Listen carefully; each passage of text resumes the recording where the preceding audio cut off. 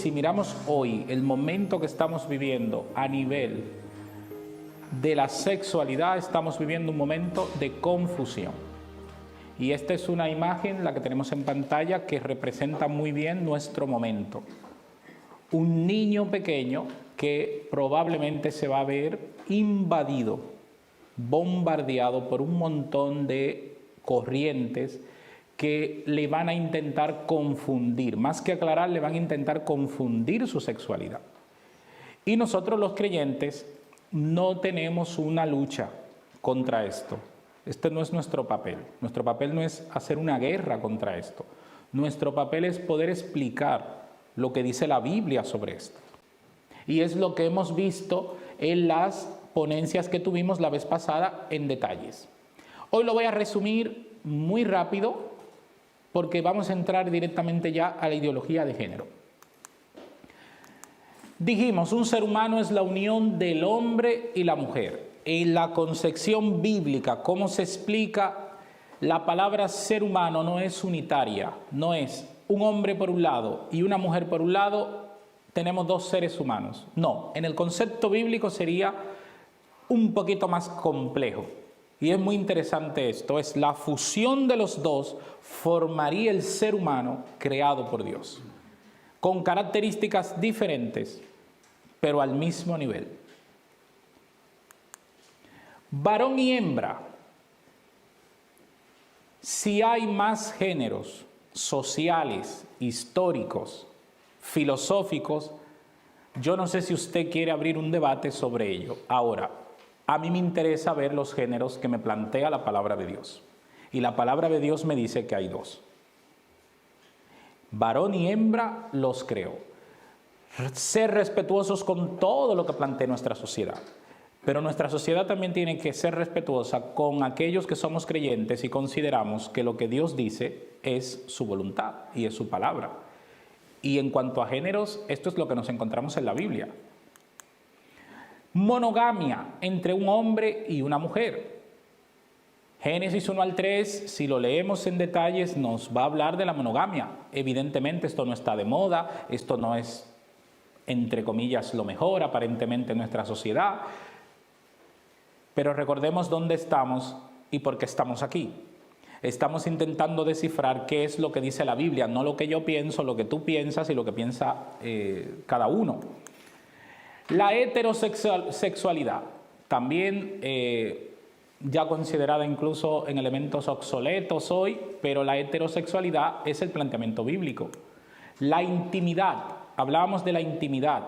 Dios ha diseñado una sexualidad que debe ser en una pareja, en el entorno del matrimonio, no fuera de él.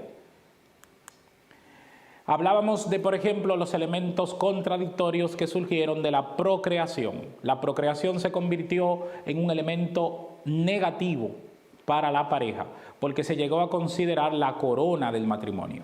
Un matrimonio debe unirse solo para procrear.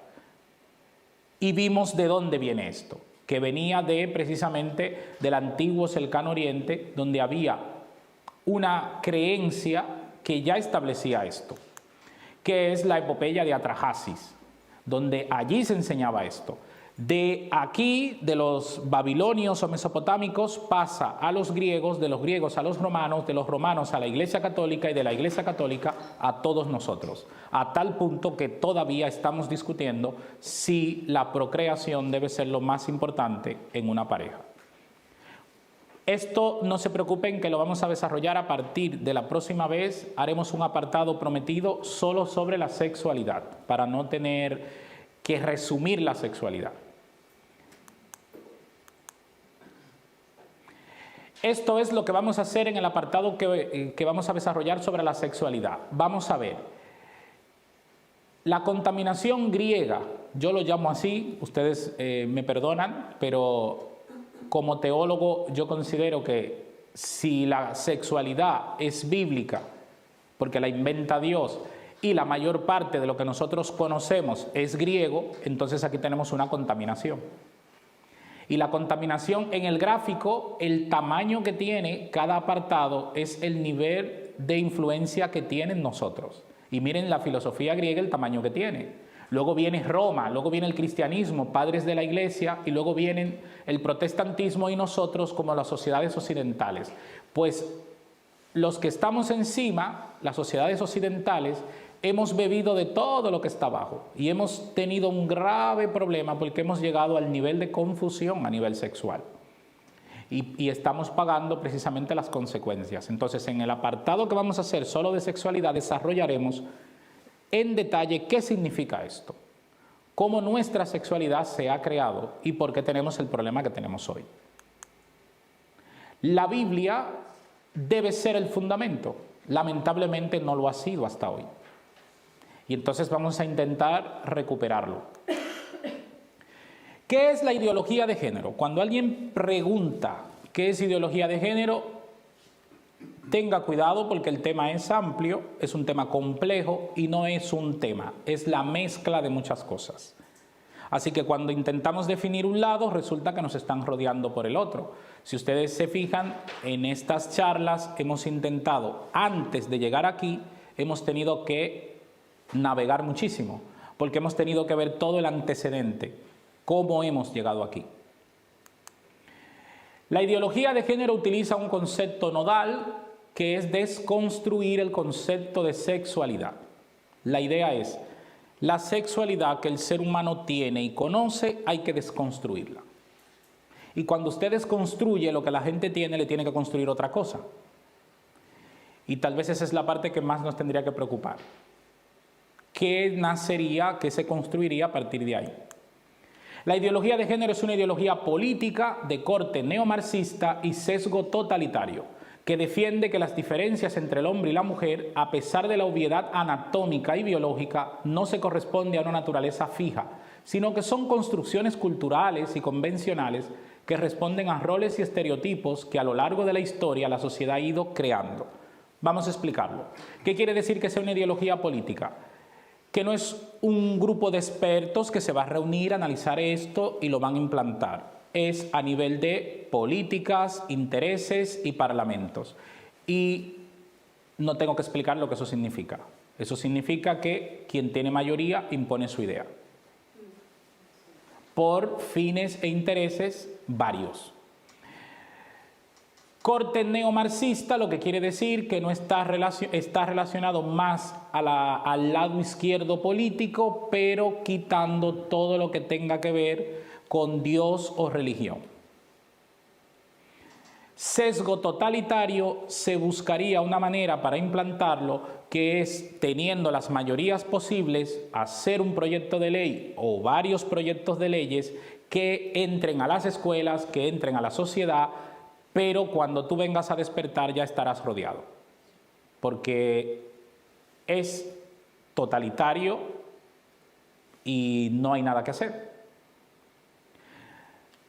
Defiende las diferencias entre el hombre y la mujer. Muy bien.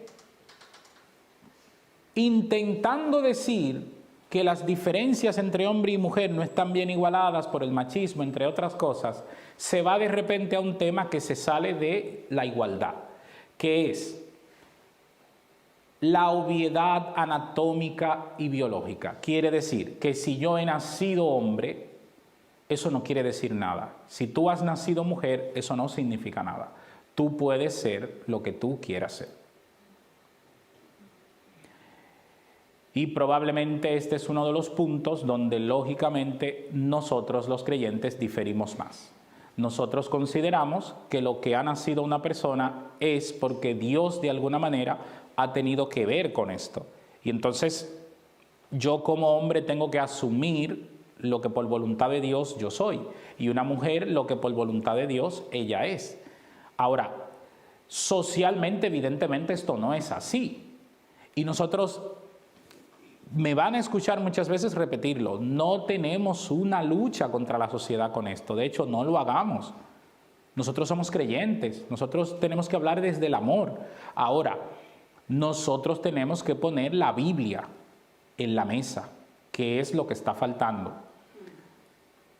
Fíjense, obviedad anatómica y biológica que no corresponden a una naturaleza fija, sino que son construcciones culturales y convencionales. El que usted sea hombre o sea mujer, esto es una construcción social. Pues nosotros aquí diferimos. Y no solo nosotros. Si sentamos a expertos en conducta humana, probablemente, y hacemos un debate serio, sin ningún tipo de presiones, nos podríamos llevar sorpresas, porque tal vez no todos se alineen con este tipo de ideas.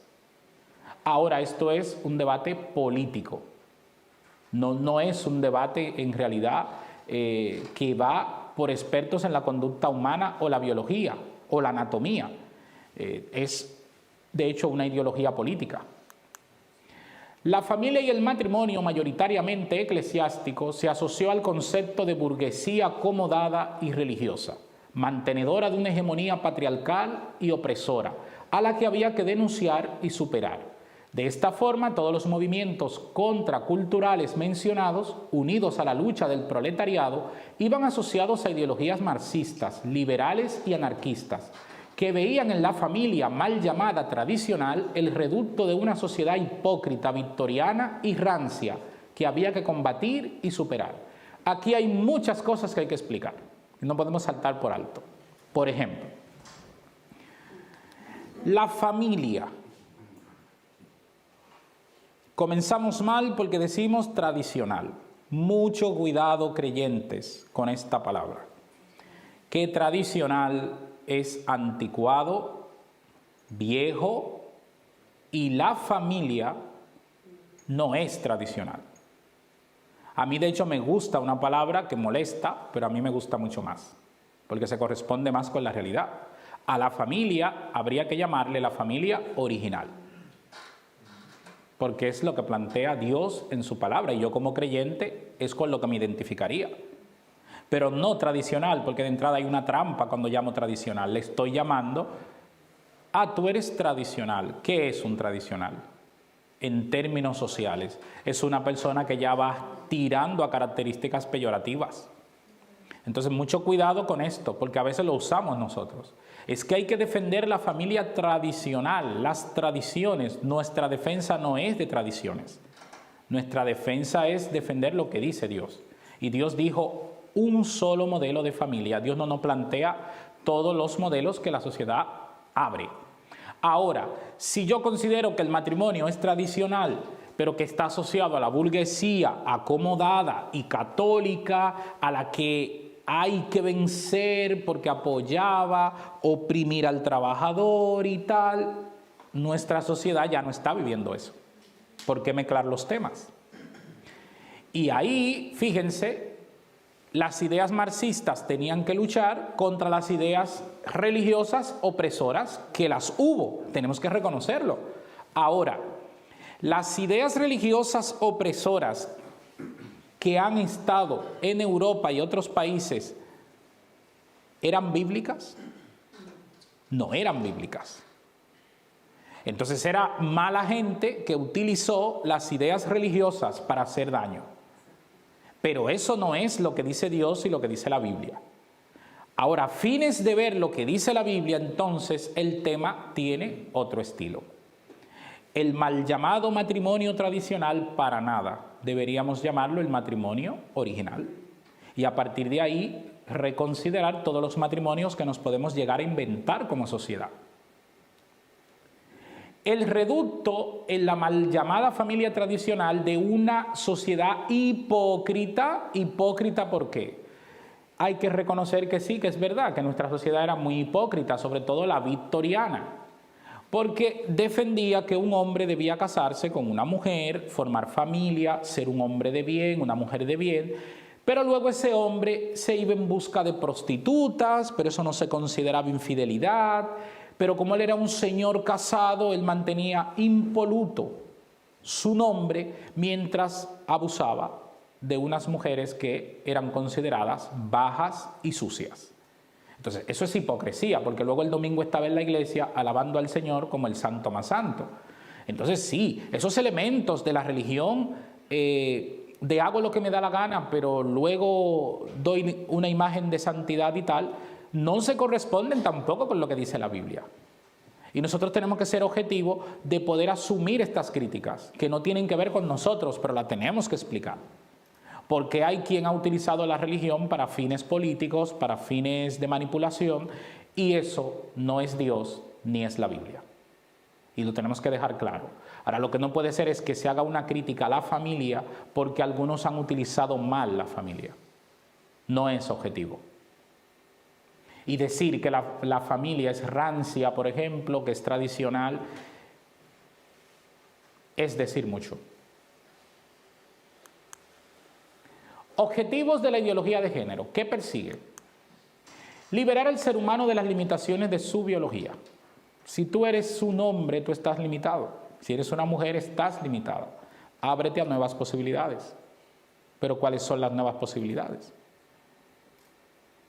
Las que pueda plantear la sociedad, la que me puede plantear hoy y reinventarme la mañana. Si nosotros nos fundamentamos en la Biblia nos plantea un ser en el cual Dios ha tenido que ver en nuestra creación. Y si Dios ha tenido que ver en nuestra creación, de alguna manera yo tengo que asumir lo que Dios ha querido que yo sea.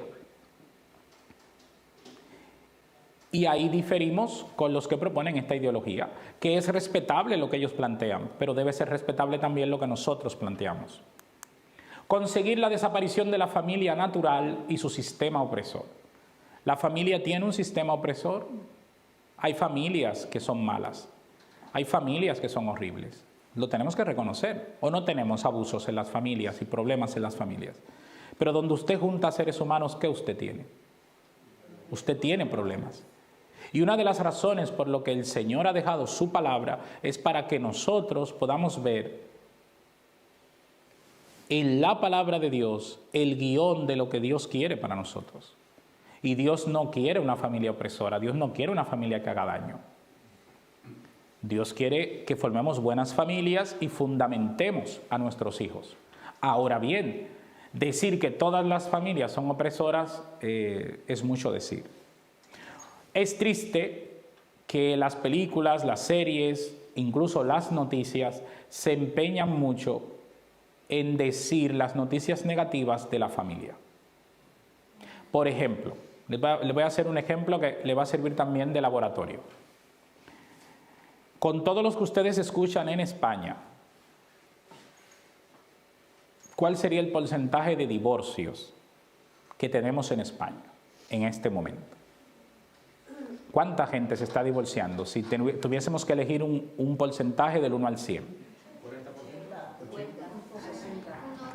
Recuerden, la sensación de las noticias, lo que ven en las noticias parece como si se está divorciando el 90%, por lo que dicen. O sea, por lo que dicen las noticias da la impresión del 90%. Pues les voy a decir solo dos datos.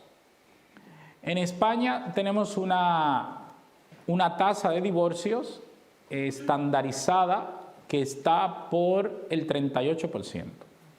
Eso es mucho, pero no es tanto como parece. Y hay que quitarle, digo 38 porque aunque la cuenta oficial es así, es un poquito más alta, hay que quitar que hay muchos matrimonios que son por cuestiones de documentos. Entonces esos matrimonios no son reales y hay que hacer un sesgo ahí para poder ajustarlo. Pero otro detalle es que la estadística dice que sobre el 70% se divorcia de buena voluntad, sin dilemas. Y sin embargo, si miramos la sensación de los medios, no nos dice esto. Parece que España todo el mundo se está pegando, que todo el mundo se está matando unos con otros, porque lo que interesa es proyectar la familia de manera negativa. Es lo que interesa. Aún hoy en este momento, los divorcios no son la mayoría.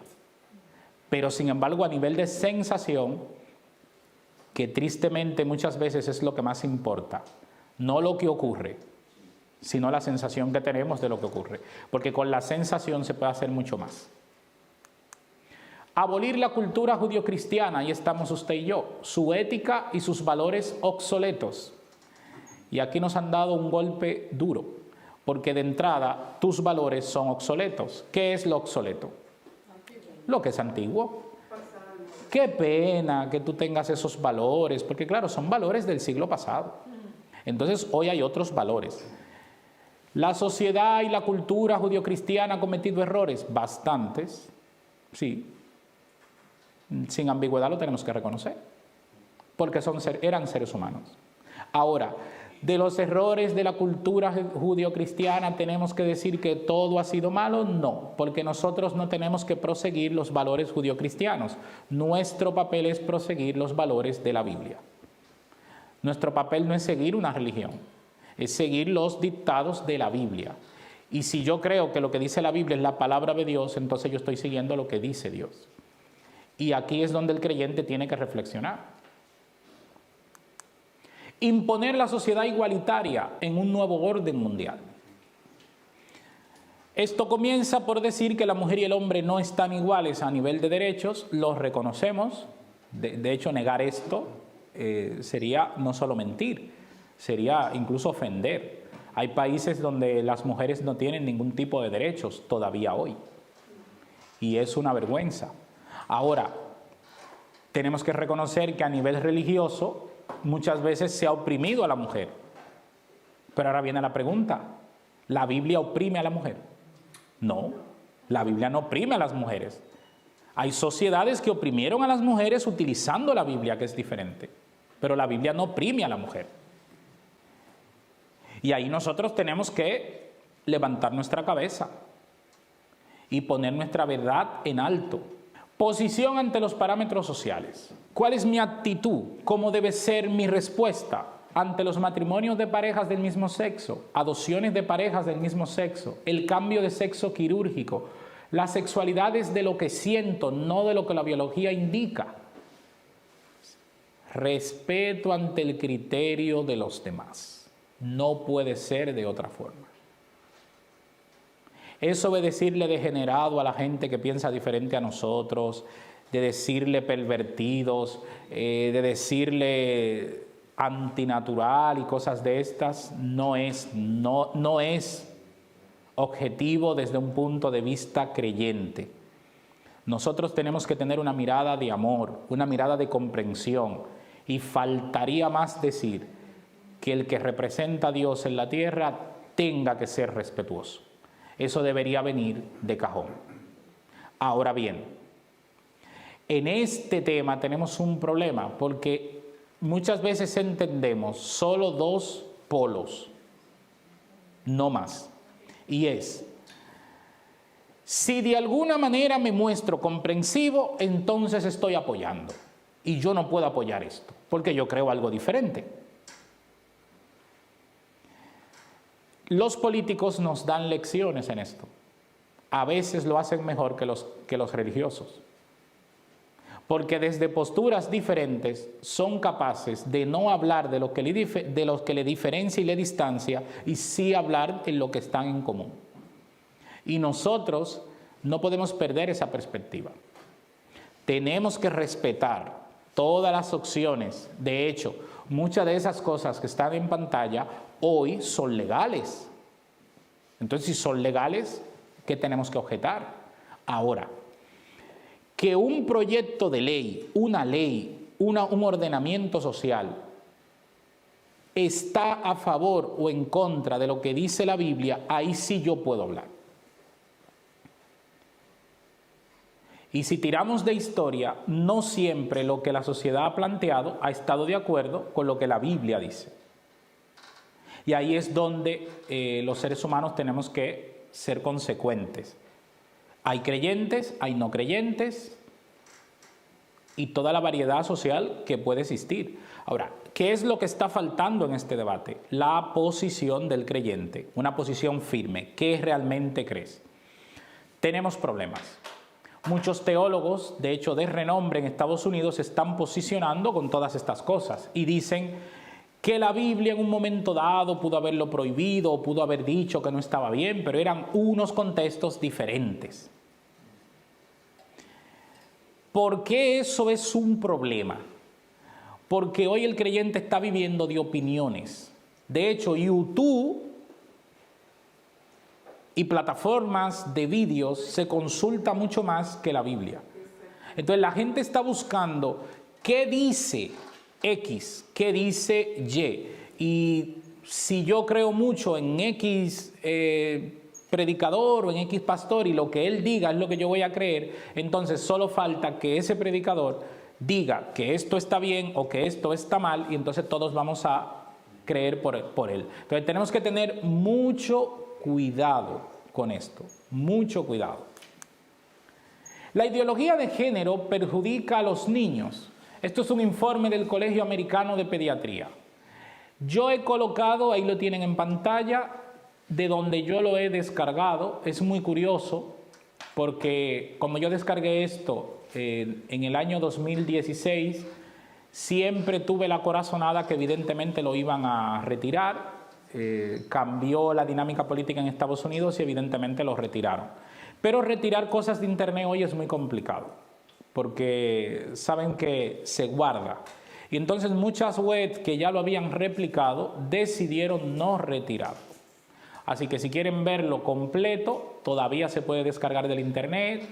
Si lo descargan en inglés, en original, es más grande. En español está algo resumido este informe.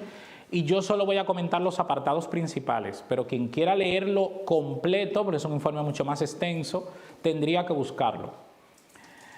Dice algo así en resumen: el Colegio Americano de Pediatras insta a educadores y legisladores a rechazar las políticas que condicionan a los niños a aceptar como normal una vida de suplantación química y quirúrgica del sexo opuesto. Los hechos, no la ideología, determinan la realidad. ¿Qué les preocupa a los pediatras? Que un niño de 3 años dice de repente que él quiere cambiar de sexo y rápidamente ya comienzan a hormonarle y a ponerle en un tratamiento. Cuesta creer que esto llegue a ser considerado objetivo por algunas razones. Yo les voy a poner algunas razones que ponen algunos expertos que se oponen a esto. De toda la vida, cuando vamos a tomar decisiones importantes y trascendentales, lo normal es que se espere que usted sea mayor de edad y que usted tome decisiones por usted. Pero que unos padres decidan cambiarle el sexo a un niño y decidan cosas como estas solo porque un niño lo haya dicho, se puede dar el caso que cuando el niño llegue a la pubertad, entonces el niño modifique y ya tendríamos un problema porque ya se ha corrido una milla que probablemente ya no podamos ir hacia atrás. Pero es que nuestra sociedad aquí es sumamente hipócrita, porque un niño no puede comprar alcohol, no puede viajar solo, no puede firmar, no puede comprar.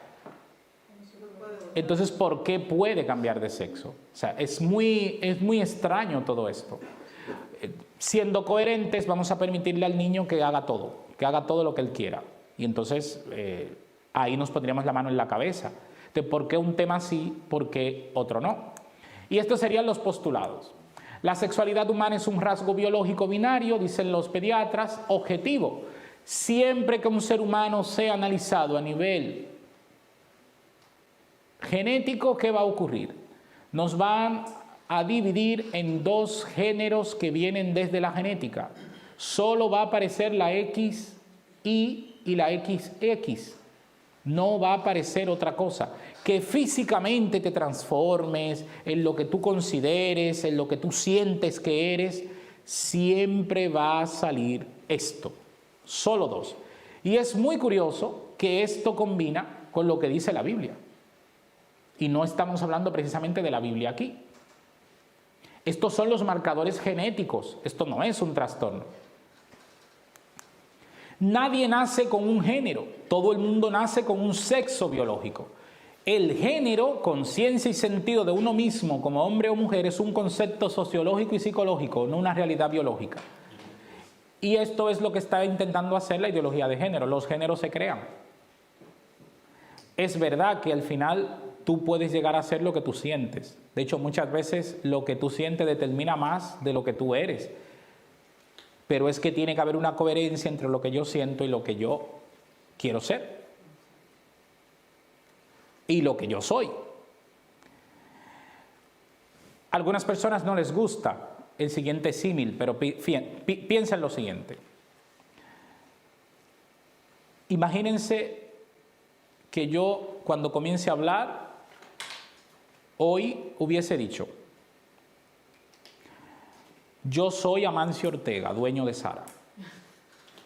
¿Qué hubiese ocurrido? Díganme la verdad los que me conocen, ¿qué hubiese ocurrido? ¿Qué hubiese ocurrido? Pobre pastor, se volvió loco. Alguno diría, él era bueno, pero bueno, ya se perdió y cosas de estas, ¿no? Díganme la verdad. Si digo que soy una mujer, ¿qué sería? Qué bien, porque sí, puede ser lo que tú quieras. ¿Puedo cambiar de sexo o puedo ser lo que yo quiera? La sociedad tendría que replantear esto. ¿Qué es lo que propone realmente? Si yo puedo ser lo que yo quiera, yo mañana soy el rey de España, mañana soy el rey de Inglaterra, mañana soy Amancio Ortega, y también la cuenta la quiero, o sea, no solo el nombre. Pero resulta que eso no es posible, porque a nivel psicológico yo tengo que entender, para tener estabilidad, quién yo soy. ¿Quién yo soy realmente? ¿Y qué yo quiero ser? ¿Yo puedo ser lo que yo quiera? No, yo puedo conseguir muchas cosas en la vida mediante esfuerzos, claro que sí, pero yo no puedo ser lo que yo quiera. Todo lo que yo quiera yo no lo voy a lograr. Entonces probablemente ahí tenemos que tener cuidado con estos discursos, porque se pueden usar para esto muy mal, pero también para otras cosas. Y lo que estoy planteando, no estoy planteando la solución de nada, estoy planteando la confusión que puede generar mantener este tipo de postulados. De acuerdo con el DSM, es el manual donde se publican y se estabiliza cada año o se actualiza los trastornos a nivel de la conducta. Esto es un manual que utilizan los psicólogos y también todo el área de salud mental. Lo utilizan los psicólogos muchísimo, porque tienen que utilizarlo como referencia, pero también los psiquiatras y todos los que de alguna manera se relacionan con esta área. Dice: el 98% de los casos de confusión de género en niños y el 88% de confusión de género en niñas finalmente aceptan su sexo biológico después de pasar naturalmente a través de la pubertad. ¿Qué quiere decir eso? Que en el ser humano hay una confusión natural de sexo. Esto no hay que verlo como un escándalo. En algún momento el ser humano puede tener dudas sobre su sexualidad. Pero fíjense lo que dice ahí. La gran mayoría, ¿qué ocurre? Que después de que pase el proceso hormonal, no pasa nada más. Ahora, ¿qué ocurre si a la primera alerta de que alguien entienda que está confundido le decimos que él es del otro sexo o del sexo que se considera en ese momento? Podríamos generar un problema, porque entonces cuando la persona considere hoy que es algo y mañana cambie de opinión, podemos tener un agravio. Si somos consecuentes con esto, tenemos que tener en cuenta que en la adolescencia, sobre todo, es donde más confusión sexual puede haber en una persona en todas las etapas de su vida, y no quiere decir por esto que la persona tenga un problema, es algo natural. El acondicionamiento de los niños en la creencia de que toda una vida de suplantación química y quirúrgica del sexo opuesto es normal y saludable debería considerarse un abuso infantil. Y yo con este postulado 100% me parece no que estoy de acuerdo, este no es el asunto, lo más importante, sino que nos tendríamos que detener a pensarlo. Poder someter a un niño desde pequeño a toda su vida con medicamentos, al fin y al cabo químicos, para suplantar su sexualidad, tendríamos que también reconsiderar las implicaciones que esto tendría. Los índices de suicidio son 20 veces mayores entre los adultos que usan hormonas de cruce sexual y se someten a cirugía de reasignación de sexo, incluso en Suecia, que se encuentran entre los países de mayor aceptación del movimiento LGBTQ.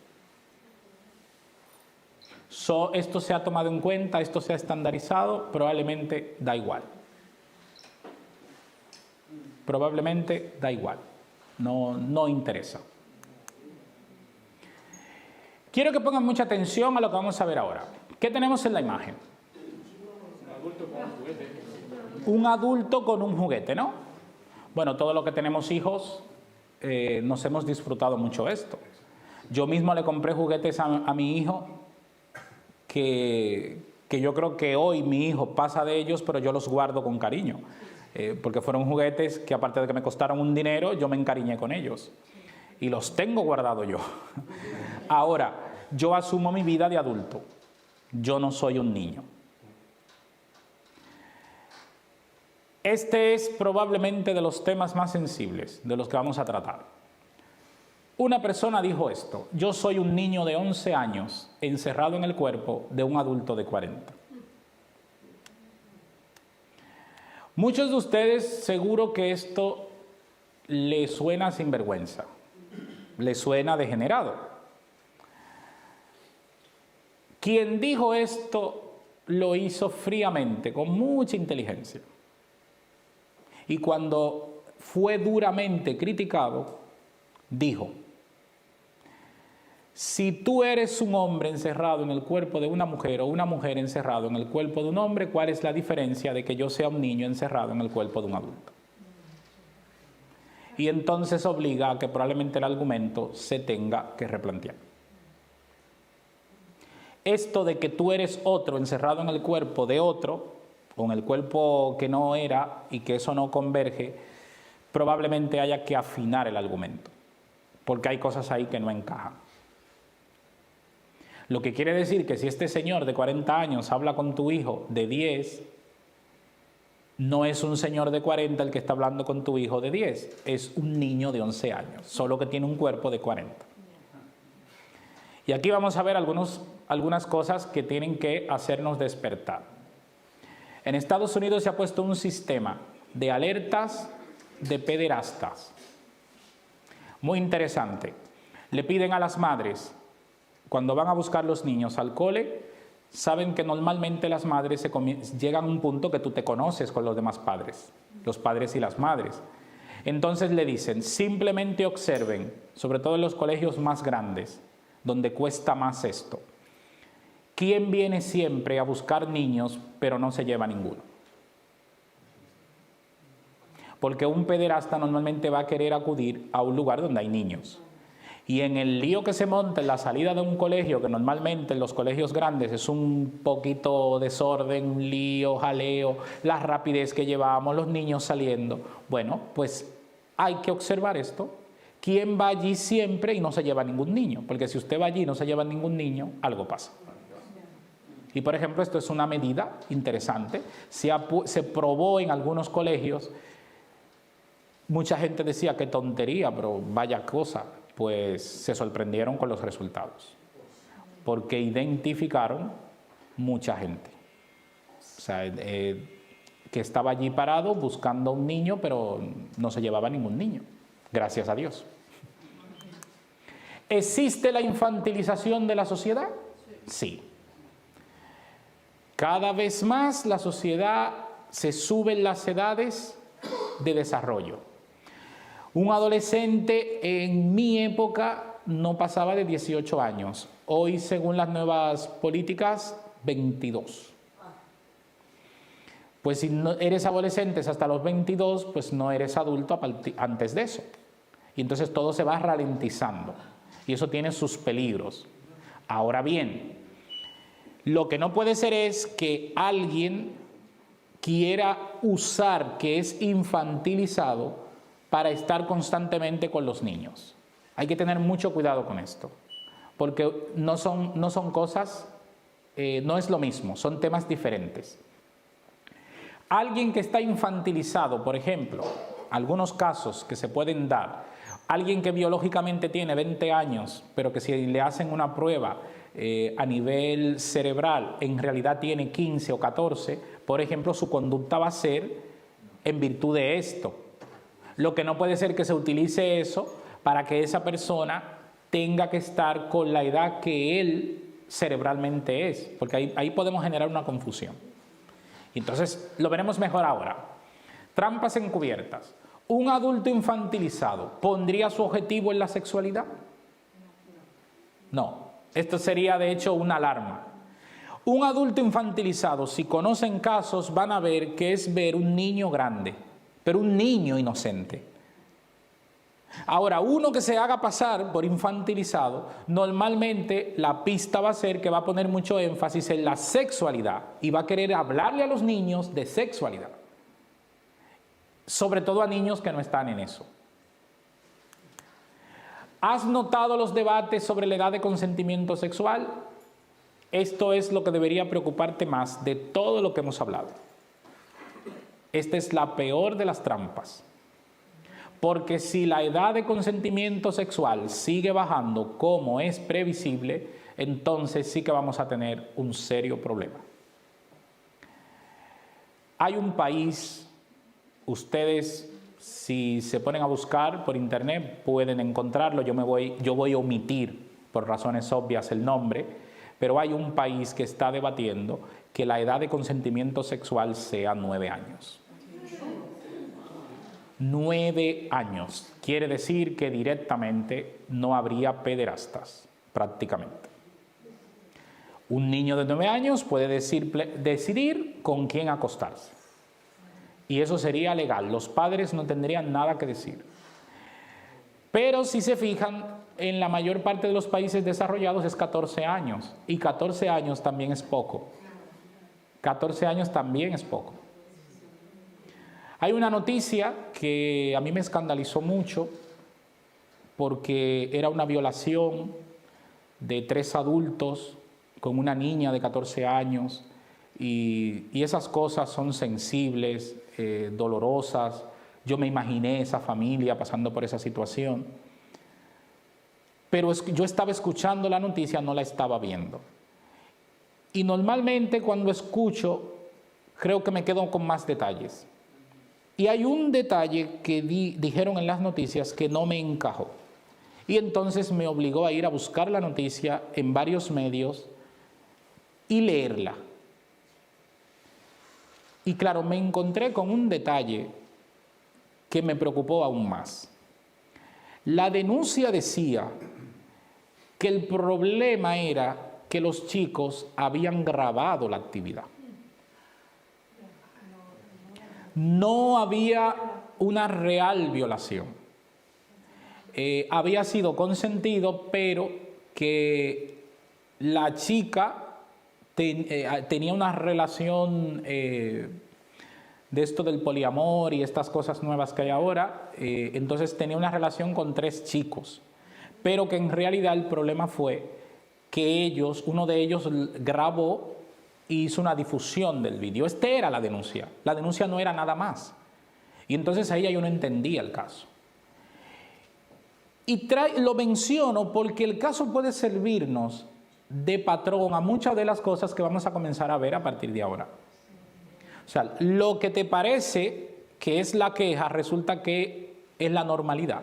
Y entonces la gente se está quejando por otras cosas. Una niña de 14 años, a nivel de su desarrollo, a nivel de su edad, a nivel de lo que debería estar haciendo es ese tipo de actividades, lo que sería normal para su desarrollo. No debería ser esto. Deberíamos estar en otras cosas. Todo llega a su tiempo. Cuando sea mayor de edad y esté desarrollada, sea independiente plenamente y quiera hacer esto, tiene unos efectos diferentes, aunque nosotros desde el punto de vista que estamos, evidentemente, entendemos que la sexualidad de Dios difiere con este tipo de prácticas, como Dios lo plantea en su Biblia. Ahora, ¿por qué planteo este caso? Cuídense mucho de las noticias sensacionalistas, porque a veces detrás de una noticia hay datos que lo que quieren hacer es sensibilizarte hacia lo que viene mañana. ¿Cómo se aprobó el aborto en Estados Unidos? No había manera de aprobarlo. Buscaron una chica que había sido violada y quedó embarazada. Y cuando la presentaron a los medios, todo el mundo estuvo de acuerdo con el aborto, porque es un momento que te condiciona. Yo no quiero que esa chica tenga un hijo de su abusador. Y eso te mueve la fibra tal y se aprueba. Luego se dieron cuenta la gente mucho tiempo después que la historia había sido un poquito trucada, que no era exactamente así. y que, por ejemplo, los embarazos reales de fruto de violaciones no representan un porcentaje tan elevado como se proyectó allí.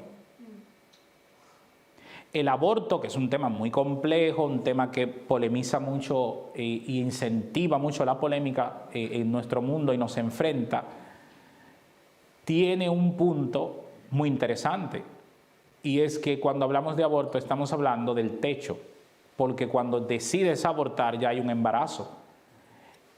Tenemos que hablar es de lo antes, no del después. Cómo la gente se embaraza. Con toda la tecnología que hay hoy para evitar embarazos, ¿por qué matar el niño se convierte en un derecho? No podríamos evitar el embarazo. No tenemos suficiente tecnología para evitarlo. Entonces, fíjense cómo de repente nos metemos en un tema donde hablamos solo del techo. No, hablemos de todo lo que viene ahí. Yo no estoy de acuerdo con el aborto por razones obvias, soy creyente, creo en la vida, pero una de las razones es precisamente porque se toma por el techo. Creo firmemente que hay momentos donde el aborto es la solución, creo que sí, pero se tiene que estudiar cada caso, se tiene que mirar cada situación. Y algo que las mujeres han perdido de vista y han tomado el aborto como un derecho y no se han dado cuenta que convirtiendo el aborto como un derecho, el hombre es más opresor aún, porque el hombre no corre ningún tipo de responsabilidad. Lo suyo fuese que cuando una mujer esté embarazada, tuviéramos que investigar quién es el padre, y desde el embarazo a ese padre se le ponga una pensión alta para cubrir los gastos de ese hijo, porque normalmente son las mujeres las que cubren luego la situación de esos hijos. Y eso sí que es opresión. Si vamos a obligar como sociedad que la mujer no pueda abortar, pero que tenga que cargar con el niño ella sola, estamos siendo como sociedad incoherentes, porque entonces estamos diciéndole a esas mujeres, aborten, esta es su solución. Pero si vamos a investigar cada padre, tenemos que saber quién es, y ya hoy hay prueba de ADN, se puede saber, y lo vamos a buscar y lo vamos a obligar a que sea responsable, créanme, que no vamos a tener muchos embarazos, porque los hombres se pondrían las pilas entonces.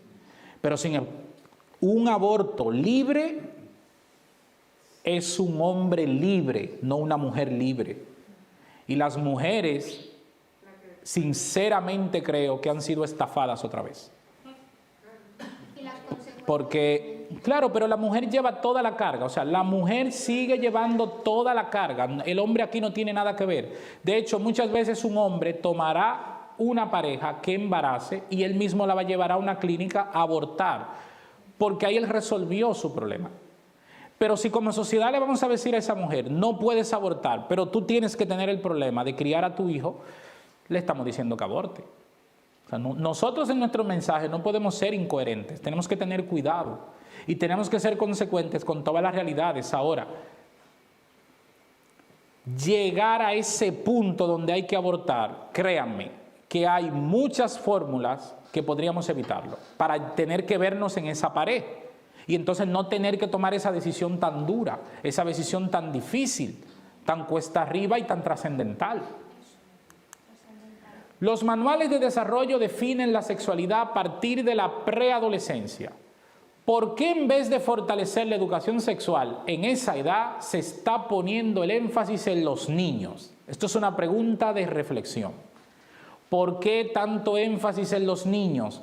Porque si pongo el énfasis en los niños, los influencio y cuando llegan a la adolescencia ya les he derrotado su sexualidad. Los niños pequeños necesitan biología, información biológica.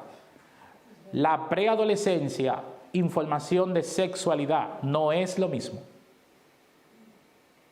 Las charlas de sexualidad explícita a niños de 4 o 5 años, ¿qué causan? Horrores. Horrores. Y los podemos poner en lo que ellos no están todavía, ni deben estar a esas edades. Pero a un chico de 11, 12 años que está comenzando a explorar su sexualidad, ¿qué tenemos que hablarle? ¿De biología? No, no pierdas el tiempo con biología, ya biología él sabe. Hay que hablarle de responsabilidad sexual y de sexualidad abiertamente. pero cada cosa en su edad. ¿Es la escuela quien debe dictar la sexualidad que debe seguir tu hijo o tu hija? Yo creo que como padre tú tienes algo que decir. ¿El padre creyente tiene que ir a pelear a la escuela con lo que la escuela enseña? No, no cometa ese error. Usted en la escuela no tiene que ir a pelear. Su hijo va a recibir muchísimas cosas que usted no cree. Le van a enseñar evolución, le van a enseñar un sinnúmero de cosas que usted no cree, ni le ha enseñado eso.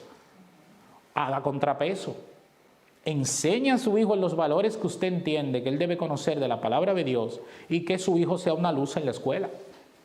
Pero no le cause usted como creyente una confusión a su hijo y mucho menos le dé la imagen a su hijo de usted ir a pelear con los profes.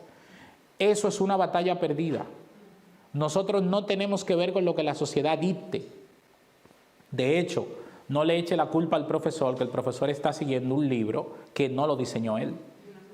Muchos profesores no están ni siquiera de acuerdo con lo que dicen los libros, pero es su trabajo, lo tienen que hacer. Ahora, somos los padres creyentes los que tenemos que sentarnos con nuestros hijos y decirle lo que pensamos. Decirle lo que dice la Biblia.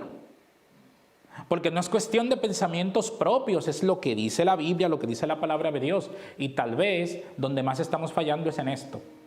La escuela está haciendo su papel, el profesor está haciendo su papel. ¿Estoy haciendo yo el mío? Ahí tendríamos que replantearlo.